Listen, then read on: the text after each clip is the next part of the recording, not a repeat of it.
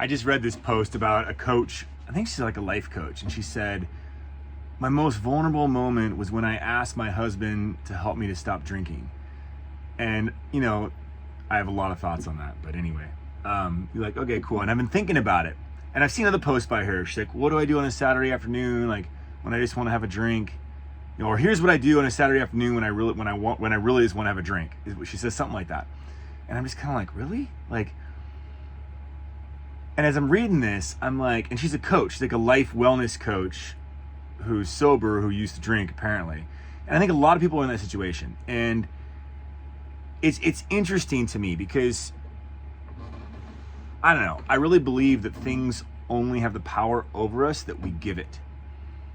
And yes, there can be addiction. In my opinion, addiction is literally, it's momentum, right? It's like habits.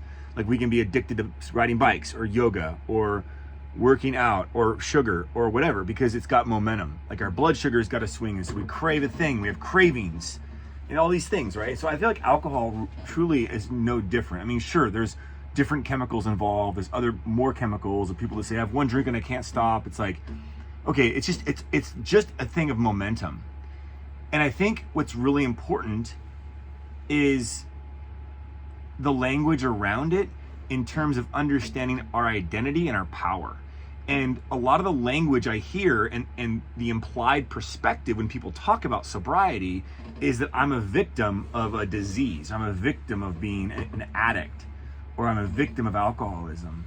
And I think that's what keeps people in this, like, I've been sober for 7 years. Like, you're still counting, bro? Like, really? Like, here's an example. When I was in high school, I worked at restaurants. I was a busboy. And I started drinking, I drank Pepsi. And one night, and I had acne. And one night I counted like how many 16-ounce pint glasses of Pepsi that I drank as a busboy. And it was a lot. It was like 10. And I was like, oh my God, I've never counted, you know, I just like counted it. I was like, that's a lot of sugar and a lot of garbage, you know, in my body. And I just drinking them like mindlessly as I was working. And I had acne, which I hated, and myself. It was just a big drama for me. And I know that sugar was connected to my acne. I thought it was. And so I just quit. I'm like, I don't drink soda anymore. I realized how it was addictive and how I was doing it mindlessly. And I'm like, I started drinking water and I just stopped drinking soda. And I haven't drank pop, soda, whatever you call it. I haven't drank it, for years, 20, 30 years. And actually, maybe I have had a swig here and there. And maybe there was some Coke and rum in a cocktail I had at a bar, I don't know. But it's not like something I'm counting, or I beat myself up for it if like I take a swig of Coke, or I'm on a bike ride, Coca-Cola. I don't like it. I don't like it. But I'm not counting. I have no idea. I mean, I know I was in high school when I last used to drink it regularly. I'm not counting how long I've not drank soda. Because it's not a huge deal. I'm kind of proud of it. Kind of like, that's cool. Like I was able to, you know what I'm saying? But it's not like and I do feel like more of a sugarholic than an alcoholic. And I've been drinking, and in the last 5 days, I haven't had any alcohol. And I've been drinking these Spindrift sparkling waters, which I absolutely hated sparkling water. But these ones, I'm loving it. And I'm noticing there is this like I walk my dog, or it's trigger, right? It's habits. Like you have a trigger, an action, and reward. There's a book on that, Atomic Habits. And he breaks it all down, goes into depth. It's awesome. And that's really what we're dealing with. It's just habits and how we can create new habits. So in my opinion, with if you want to quit alcohol or sugar or anything, I think counting for the first 21 days or 27, however long it is to make a habit, right? Let's just say call it 30 days. I think it might be helpful to count, to go, yeah, I'm 5 days, no alcohol. Like, cool, like I know I'm 5 days. But after like a year or 7 years, like you're still counting, bro? Like that habit, even with my diet is the same way. Like when I remember feeling really free from food, meaning like processed foods or sugars or food that really spikes my blood sugar and my insulin levels. And I'm not diabetic, I don't think, but I know that I'm sensitive, and I know my blood sugar as a kid was just like this, and my mood was like this, and I was all over the place. I know that, and And I don't really eat sugar anymore. I think I've kind of switched to beer. But now I drink these. And they do have a little fruit juice in them, but I'm fine with that. Anyway, I just think that people who, like this coach who's just going, you know, oh, what am I going to do on a Saturday afternoon? If you're still thinking about wanting a drink on a Saturday afternoon, you've been sober for a year, 2 or 3 years, like, I almost want to say something's wrong. Like, I don't think I could be sober for 1 or 3 years if I was still wanting a drink. You know what I'm saying? Like, once you get past the like resetting of your blood sugar and the habit of the association, like, oh, I'm at the beach walking my dog, I'm gonna have a beer, right? Now I just moved it over to Spindrift. I have a Spindrift. It's a sparkling water with a squeeze of juice in it. And I used to hate, like I said, I hated sparkling water. And this one, it's so good. And this is not an ad for these, but it should be. Maybe it is now. I don't know. I'm lying and kidding you. Just because what I'm learning is there's a thing. Like, I'm like, oh, I just want a thing. Same with coffee. In the morning, I do like a cup of coffee. I never drank caffeine until I was like 30. But now it's like, I just want something. And so I have coffee. But then the morning will go on, I'll have more coffee. Not because I want the caffeine, I just want something. So I have another type of tea that I switched to that's like there's something that I can have that's not caffeinated because I don't really want, actually I don't want the caffeine because I don't like that feeling. Same thing with beer, same thing with alcohol. It's like, I just want something. This isn't something. And it's like, I'm just like I'm cracking on them. You know, I'm like, wow, I'm having a craving for something, you know? But anyways, I just think that people that give it a lot of weight in their life, like this coach who's like, oh my God, it was, and they talk about it, it's like you're giving it more power. You know, if you've been sober for a year, or if you've been off sugar for a year, or you've been off, you know, processed carbohydrates, like high glycemic, low glycemic, whatever the bad glycemic is, you know, foods. Is it high or low? I can't remember. Anyway, the ones that are no good. And I remember I did the Dr. Gundry Plant Paradox diet with my girlfriend because she was doing it for like a chronic mega health issue and was kind of freaked out. Like, she was like, I can't get better. And she didn't know what was wrong. Doctors didn't know what was wrong with her. And she did the Gundry Plant Paradox, which is a lectin-free diet. Very interesting. Like, another thing to go look into. But we did that. So I just did it with her. I'm like, I'll do this. This is pretty much the kind of stuff I want to eat anyways. It's just meat, vegetables, you know, low glycemic. And I remember after a month or two, just being leaner, less inflamed, but primarily feeling like, holy crap, like I'm free from food. Like, I'd never overate. I always felt satiated. I always felt full.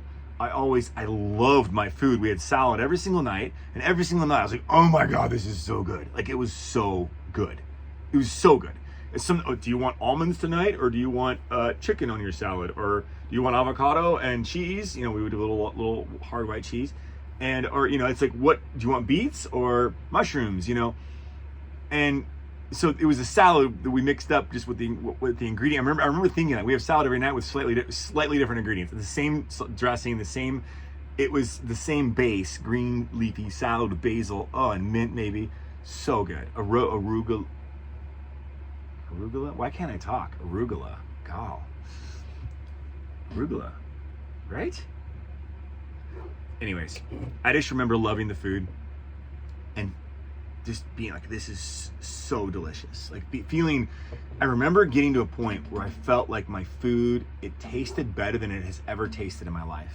Especially when I was in a routine of eating like out or eating a lot of like just not great food. I enjoyed the food more than I've ever enjoyed food. I was satisfied more than I've ever been satisfied. I was always full, satiated, happy, lean. I felt free.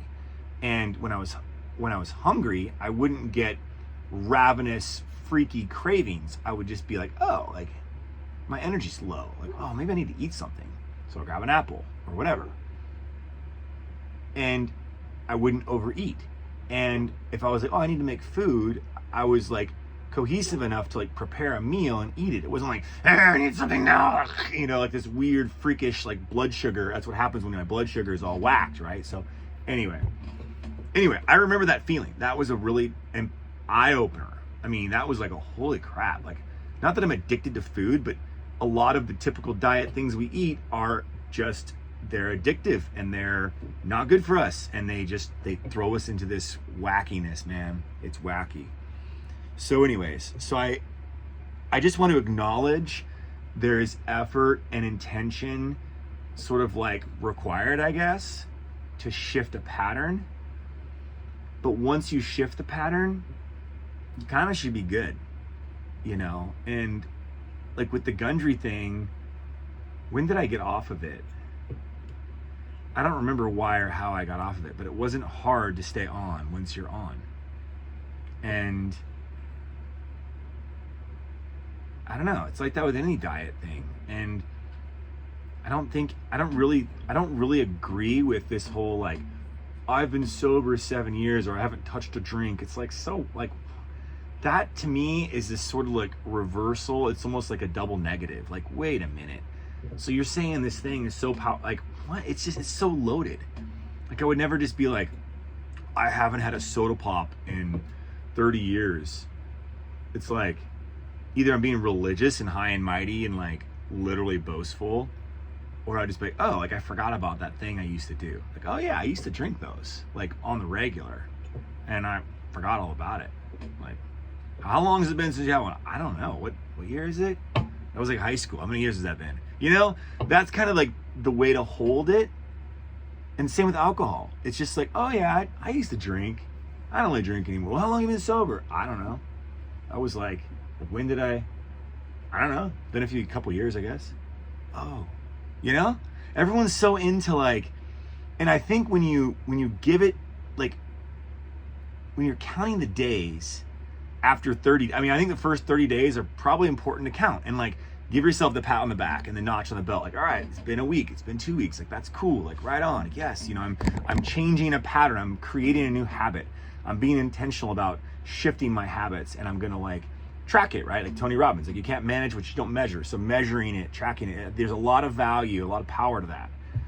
And I just want to acknowledge that and agree. I totally agree with that. But it's just like, but once you shift it and it's a habit, it becomes unconscious competence. You don't have to think about it anymore. It's like, no, I'm unconsciously competent. I don't need to pay attention to this thing anymore because I just do it unconsciously. I've engineered it into my life, right? So first you're unconsciously incompetent, and then you're consciously competent. Wait, you're unconsciously, you don't know, and then you know you suck, and then you have to consciously become competent, and then you can become unconsciously competent. So it's like 4 phases of learning, right? First, you don't know a thing, and then you know don't know the thing, and then you can learn the thing, but you got to pay attention to the thing while you do the thing, and then you do it without thinking about it. That's habits. That's driving a car. That's anything. Drinking. Dude, this is an ad for Spindrift. I should be sponsored. Is it flipped around though, I think? It's called Spindrift. Spindrift. There's all these flavors, sparkling water. And I'm telling you, man. Yeah.